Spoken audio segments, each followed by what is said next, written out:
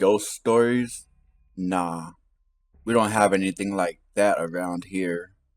We do have the story of Jacob, but that's about as close as you'll get. You really want to know? Well, I'm not supposed to tell you, but alright, just no interrupting. I don't have the patience for it. How to describe Jacob Emory? Well, I guess you could say he was the kind of guy you could never take notice of. This isn't to say he was a bad kid in any sense, but many people in this town thought he was the most reliable person for an odd job in the state. But he never really excelled in anything. He was the living proof behind the statement, Jack of all trades, ace of none. Most of this was due to his own lack of will. He dabbled in damn near everything this town could offer him. Automobiles, radio operation, store management, what have you. But he never stuck with anything. His friends and workers ran after him about it a number of times, but everybody got the same unsatisfying response. It just wasn't enough. Needless to say, any friends he kept were either very patient or never spoke of the matter altogether. It was probably inevitable then that Jacob would leave to go abroad. I don't remember where he went, but I think Gertrude down the street knew before she passed on. You'll have to scout someone else if you ever get curious. In any case, no one even tried to stop him. Everybody thought a little travel would stamp the ambition out of him, or else feed it until it was no longer an issue. Hell, we even gave him a sending off party, which I thought was pretty nice of everybody. So anyway, he was gone for 6, 7 years. Can't remember. You'll have to check with someone else about that too. Anyways, he came back eventually, and he had changed, obviously enough. He was amiable, energetic, all smiles all the time, and we all quickly learned why. He showed us a souvenir he'd brought back, a solid black stick, the length of a pencil but the texture of chalk. We all wondered why on earth such a simple thing would prompt such a spring in his step, until he gave his demonstration. He took a piece of paper and, with this stick, God, there's got to be a better word for it, with this stick, he drew a crude circle. It dropped and rested on the border of the paper like a stone. It didn't leave the paper, but it acted out on it, sort of like an old movie projector on a screen.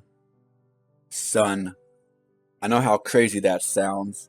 If you feel like playing skeptic, then you can leave an old man to his craziness. But I know what I saw, even if everyone's been hushing it up, and that stone he drew dropped.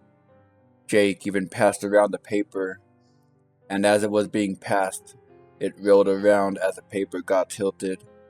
None of us had any words for it. How? What was there to say? But he continued drawing demonstration after demonstration for us, stick figures in various pageants and plays, doing everything from fighting each other to making perfect human pyramids, and we all thought it was incredible. That was all the go-ahead he needed. He announced that he planned to put on shows to pay for rent and food, where he would draw anything the crowd members wanted. That we talked to some length about it, and he eventually convinced us that it would be safe. His drawings ethical, the practice lucrative and unique, and the attention would not go anywhere outside of the town's borders. Poor Jacob.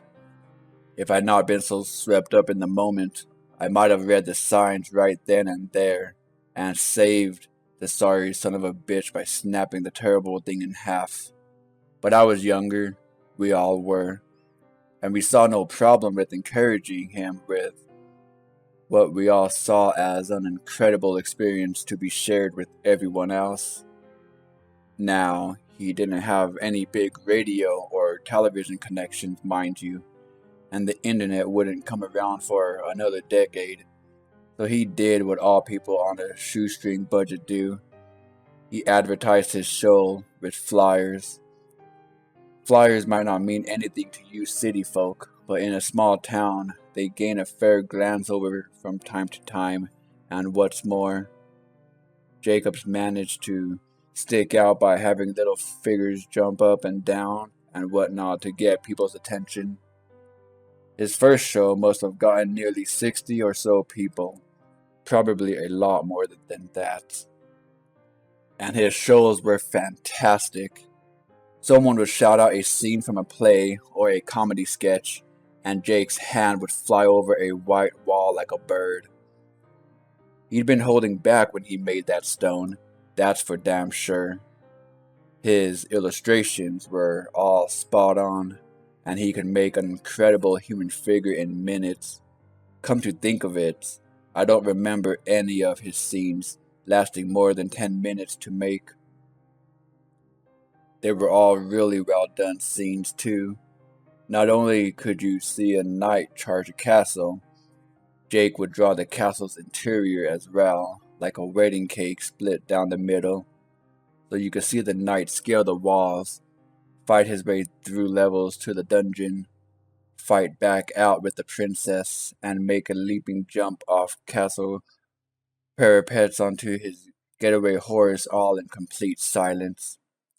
Not realistic, no, but that was part of the appeal. None of us went there expecting something real. When a scene or a sketch was finished, either the characters would leave off a wall, or he'd cover the wall with white paint. This was good, in a way. It gave these shows a time limit, so that when he'd finished with all of the 4 walls in the room, everyone knew the show was over until the paint dried.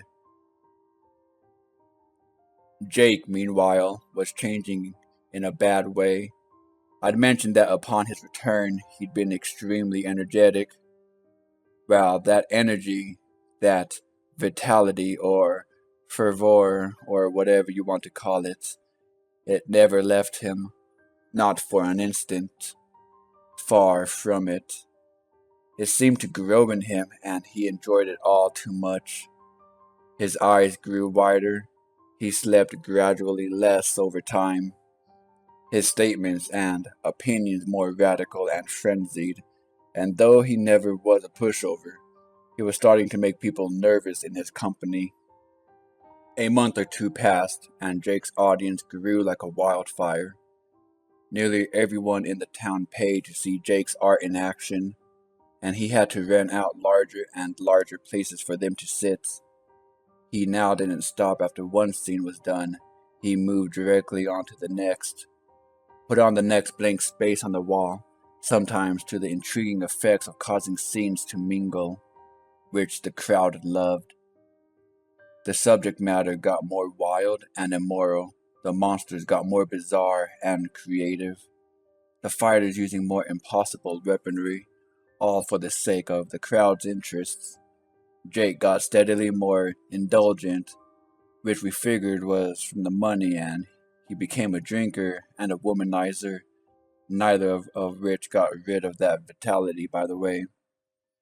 Some of those women claimed that they'd woken up in the middle of the night to see him scribbling with that stick on the drawing pad, a gigantic grin on his face, and while most of them said that they'd assumed he was drawing them in the nude, there's rumors that 1 or 2 of them got glances at that notepad. Those anonymous few supposedly said that those drawings absolutely weren't nude pictures. But neither of them, whoever they are, will say what he was drawing. Don't bother looking for the notepads or flyers though. They're all gone now. I'm getting off track. Point is, he was hitting the bottle, and that's important, because it was that drinking that would eventually ruin everything. On the night of one of his performances, as he walked in front of his cheering crowd, it was immediately apparent to everybody that he was completely drunk. I was in the front row, and I could smell the bourbon on him from 10 feet away. The show started. He went through a bunch of sketches and scenarios the crowd recommended. When, at the end, someone asked that he draw himself, everyone cheered the idea. I guess they'd been wondering what his creations thought of him, and he eventually obliged. No sooner had Jake finished connecting the final 2 lines on his coat than every single character across the vast, expansive wall all stopped and looked directly at that illustration. Lovers stopped kissing, clowns stopped laughing, robots stopped fighting pirates. Everything stopped and looked at the Jacob illustration. The crowd died almost instantly. I remember Jake's face at that moment, pale white, full of terrible comprehension at his mistake, and looking desperately for the cans of white paint he'd forgotten to put out before the show. Everyone else? They were looking at the fake Jacob. That Jacob reached into his jacket pocket, pulled out a black stick of his own, and as we all watched, drew a door. He pushed on his side and the door swung open, allowing him to walk through onto the floor of the auditorium. The rest was an absolute hellish pandemonium. People screamed and ran for the exits as Jacob's characters, both those currently on the wall and those which had previously left before being covered up, ran out of their own exit, throwing pies, shooting lasers, blowing fire and poison and the impossible. I was near enough to the exit to escape and gave only one backwards glance. The scene will haunt me forever. Jacob Emory was being dragged by his creations, kicking and screaming, through the door his copy had made. The auditorium burned down, obviously enough, but I have no idea how many characters escaped, what happened to the fake Emory, or how many people died. The fire brought the fire department from the nearest cities up to over 100 miles away. They in turn brought the police force, which brought the government, which hushed up everything. They took the flyers and any art Jacob had made, and swore everyone to secrecy or else life detainment. The fire was blamed on a cigarette in the garbage during a basketball game, and we all eventually went on with our lives. Jacob was made to never have existed. In retrospect, I realized everything.